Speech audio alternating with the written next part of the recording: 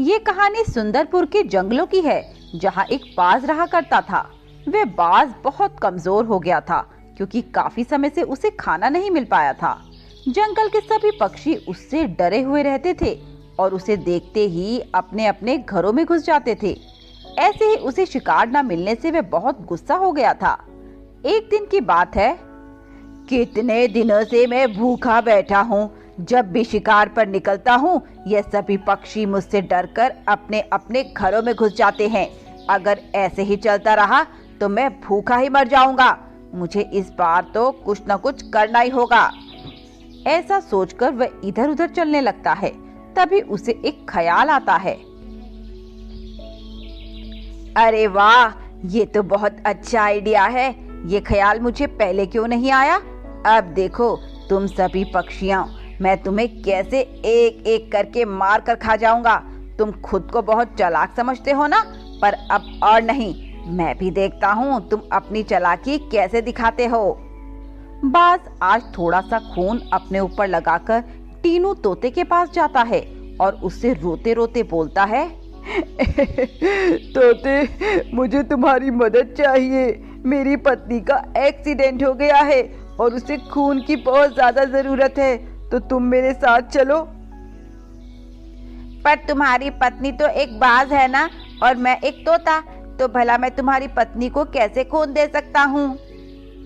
टीनू तोते, मैं तुमसे सच कह रहा हूँ, तुम मेरा विश्वास करो। तुम्हें क्या लगता है मैं तुमसे झूठ बोल रहा हूँ? ये खून जो मेरे शरीर पर लगा हुआ है, ये सब दिखावा है। नहीं बाज भाई, मैंने ऐसा नहीं कहा। मैं तो बस तुमसे यूं ही पूछ रहा हूँ। देखो टीनू तोते, मुझे तुरंत तुम्हारे खून की जरूरत है। अगर तुम मेरे साथ चल सकते हो तो चलो, वरना मैं किसी और से मदद मांगने चला जाता हूँ। टीनू तोते को उसकी बात सुनकर उस पर तरस आ जाता है और वह उसकी मदद करने के लिए तैयार हो जाता है। ठीक है बाज, मैं तुम्हारी मदद करने के लिए तैयार हूँ। चलो, कहाँ चलना है? चलो, तुम मेरे साथ चलो। अब वो बाज टीनू तोते को अपने साथ एक जंगल में लेकर आ जाता है। जंगल बहुत सुनसान था, जिसे देखकर टीनू को बाज पर शक हो जाता है। ये तुम मुझे कहाँ ले आए हो? यहाँ तो कोई हॉस्पिटल नजर नहीं आ रहा। बेवकूफ, तुझे क्या लगता है मैं सच में तुझे किसी हॉस्पिटल में लेके जाऊंगा? नादान है तू, जो मेरी फितरत आज तक नहीं समझ पाया। बाज, तूने अच्छा नहीं किया। मैं तुझे छोड़ूंगा नहीं। टीनू कुछ कर पाता उससे पहले ही बाज उसे मार देता है और टीनू मर जाता है। फिर बाज उसे खा जाता है। वाह भाई वाह, मजा आ गया। कितने दिनों बाद आज पेट भर के भोजन मिला है। बस अब ऐसे ही मेरा नाटक चलता रहे और ये बेवकूफ पक्षी मेरी बातों में फंसते रहे, फिर मुझे कभी भी खाने की कमी नहीं होगी। अगले दिन बाज आज भी कोई योजना बना रहा था। कल तो तोते का शिकार कर लिया, अब किसका शिकार किया जाए? तभी उसे लाडो कबूतरी का ख्याल आता है और वे आज फिर अपने ऊपर खून के छींटे मारकर और रोंदी शक्ल बनाकर लाडो कबूतरी के पास जाता है। हाय रे, मैं तो बर्बाद हो गया, लुट गया। क्या हुआ बाज भाई, आप रो क्यों रहे हो? और ये खून के छींटे, ये कैसे? अरे मैं तुम्हें क्या बताऊं लाडो बहन, मैं तो कहीं का नहीं रहा। मेरी पत्नी का एक्सीडेंट हो गया है और उसका बहुत खून बह गया और उसे जल्द ही खून की जरूरत है, पर मैं कहाँ से खून लाऊं? मैं तो खुद बहुत कमजोर हो गया हूँ और डॉक्टर ने मेरा खून लेने से मना कर दिया। अब तुम ही बताओ मैं क्या करूं, कैसे अपनी पत्नी की जान बचाऊं? उसे ऐसी हालत में देखकर लाडो को उस पर तरस आ जाता है और वह उससे कहती है, अरे बाज भाई, आप रोना बंद करो और आप घबराओ मत। मैं आपकी पत्नी को खून दूंगी और उनकी मदद करूंगी और देखना वो जल्दी ही ठीक हो जाएंगी। लाडो बहन, तुम कितनी अच्छी हो, भगवान तुम्हें लंबी उम्र दे। भैया, अब आप और देर मत करो और मुझे जल्दी से जल्दी अस्पताल लेकर चलो। ऐसा कहकर वह बाज लाडो कबूतरी को भी अपने साथ उसी जंगल में ले जाता है जहां उसने टीनू का खून किया था। लाडो जंगल को देखकर घबरा जाती है और बाज से कहती है, भाई, लगता है हम रास्ता भटक गए। हम गलत रास्ते पर आ गए हैं। गलत नहीं, एकदम सही रास्ते पे आए हैं। पर बाज भाई, मुझे तो यहाँ कोई अस्पताल नजर नहीं आ रहा। यहाँ कोई अस्पताल नहीं है और ना ही मेरी कोई पत्नी है जिसका एक्सीडेंट हुआ है। मैं तो तुम्हें यहाँ मारने के इरादे से आया हूँ। बाज, तूने ये अच्छा नहीं किया। तूने धोखे से मुझे फंसाया है। अब क्या धोखा, क्या ईमानदारी, मुझे इन चीजों से कोई फर्क नहीं पड़ता। मुझे तो सिर्फ अपने शिकार से मतलब है। ऐसा कहकर वह बाज उस लाडो कबूतरी को भी जान से मार देता है। ऐसे ही कई दिन गुजर जाते हैं। अब वो बाज रोज ऐसे ढोंग भरकर पक्षियों के पास जाता और उन्हें अस्पताल ले जाने के बहाने से मार कर खा जाता। अब वह बहुत मोटा भी हो गया था। अरे, मुझसे अच्छी किस्मत तो किसी की नहीं हो सकती। मैं जो सोचता हूँ उसमें कामयाब जरूर होता हूँ।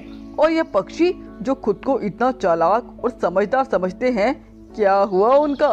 सब के सब बेवकूफ हैं। मैं जरा सा खून क्या लगाकर उन लोगों के सामने जाता हूँ, वो मेरी बातों में आ जाते हैं और अपना खून तक देने को तैयार हो जाते हैं।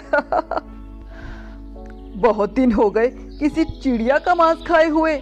मैंने कबूतर, तोता, बंदर, मैना सभी के मांस खा लिए, पर अब तक किसी चिड़िया का मांस नहीं खाया। क्या करूं, किसका शिकार करूं? तभी उसे टुनटुनी चिड़िया का ख्याल आता है। अरे, मैं टुनटुनी के बारे में कैसे भूल गया? वो भी तो एक चिड़िया है। तो तैयार हो जा टुनटुनी चिड़िया, अगली बारी तेरी है।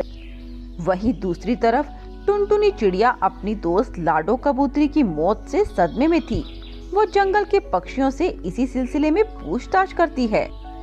अरे मोंटी बंदर, तुम्हें पता है कि आखिरी बार लाडो कबूतरी किसके साथ देखी गई थी? देखो टुनटुनी, मैं इस बारे में कुछ नहीं जानता। मैंने तो कई दिनों से लाडो कबूतरी को देखा भी नहीं। तुम मुझे माफ करना, मैं इस बारे में तुम्हारी कोई मदद नहीं कर पाऊंगा। ठीक है मोंटी भाई, आपकी मदद के लिए शुक्रिया। टुनटुनी जंगल के पक्षियों की इस रहस्यमय मौत के बारे में सुनकर बहुत परेशान थी। अगली सुबह वह बाज टुनटुनी चिड़िया के पास चला जाता है और उस पर भी वही चाल चलता है जो उसने सभी पक्षियों पर चली थी। टुनटुनी बहन, मुझे तुम्हारी मदद की सख्त जरूरत है। बोलो, तुम मेरी मदद करोगी ना? अरे बाज भाई, आपके ऊपर ये खून, ये कैसे और कैसी मदद? टुनटुनी बहन, मत पूछो। मेरे साथ जो हुआ है, भगवान फिर से वो किसी के साथ ना करे। क्या हुआ बाज भाई, साफ साफ बोलो। टुनटुनी बहन, मेरी पत्नी का कार एक्सीडेंट हो गया है और इसकी हालत बहुत कमजोर है। डॉक्टर ने कहा है बहुत खून बह गया और अगर उसे समय पर खून ना मिला तो वह मर जाएगी। टुनटुनी को बाज की बातों पर शक सा होता है। बाज भाई, आप घबराओ मत, मैं हूं ना। मैं आपकी पत्नी को अपना खून दूंगी, बस आप मुझे 1 मिनट दो। ऐसा कहकर वह अपने घर के अंदर जाती है और कुछ समय के बाद बाहर आ जाती है। चलो बाज भाई, जल्दी चलो, वरना कहीं देर ना हो जाए। ऐसा कहकर टुनटुनी उस बाज के साथ चल देती है और कुछ दूर पहुंचने के बाद उसी जंगल में पहुंच जाती है। बेवकूफ टुनटुनी, मैं तो सोचता था कि तू बहुत समझदार है। तुझे जाल में फंसाना मेरे लिए आसान नहीं होगा, पर मैं गलत साबित हो गया। तू तो इस जंगल की सबसे बड़ी बेवकूफ निकली। तुझसे ज्यादा अकल से तो पैदल चिड़िया मैंने आज तक नहीं देखी। हंस ले बेटा, हंस ले, जी भर के हंस ले, क्योंकि तेरी ये आखिरी हंसी है। आज के बाद तू हंसने के काबिल तो क्या, सांस लेने के काबिल भी नहीं रहेगा। बाज टुनटुनी की ये बात सुनकर हैरान हो जाता है। कहना क्या चाहती हो तुम? मैं कुछ नहीं कहूंगी, बल्कि तुझे कुछ दिखाऊंगी, वो देख। जंगल के सभी पक्षी वहां उड़कर पहुंच जाते हैं, जिसे देखकर बाज हैरान हो जाता है। ये सब कब और कैसे हुआ? ये तब हुआ जब मैं 2 मिनट के लिए अपने घर के अंदर गई थी। मैं पहले ही तेरी चाल समझ गई थी, इसीलिए मैंने जल्दी अपने दोस्तों को व्हाट्सएप पे एक मैसेज डाल दिया और मेरे पीछे पीछे आने को कहा, और देखो ये सब आ गए। प्लान तो अच्छा था। सच कहूँ तो पहली बार मुझे कोई मेरी टक्कर का मिला है, पर तुम सभी जरा जरा से पक्षी मेरा क्या बिगाड़ लोगे? ये मत भूलना कि बूंद बूंद से सागर भरता है। जब रावण इतना शक्तिशाली होने के बाद वानर सेना से हार गया तो तू चीज ही क्या है। बाज को उसकी बातें सुनकर बहुत गुस्सा आ जाता है और उन सभी पक्षियों पर वार करने लगता है। पर पक्षी भी कमजोर नहीं थे, वे पूरी तैयारी के साथ आए थे। उन्होंने अपने बैग में पत्थर भर रखे थे जो उन्होंने उस चील पर फेंकना शुरू कर दिया और देखते ही देखते वह बाज पूरी तरह से जख्मी हो जाता है और अंत में मर जाता है। दोस्तों, ये मेरी या आपकी जीत नहीं है, ये जीत है बुराई पर अच्छाई की। सभी पक्षी टुनटुनी की सूझबूझ और समझदारी की तारीफ करते हैं।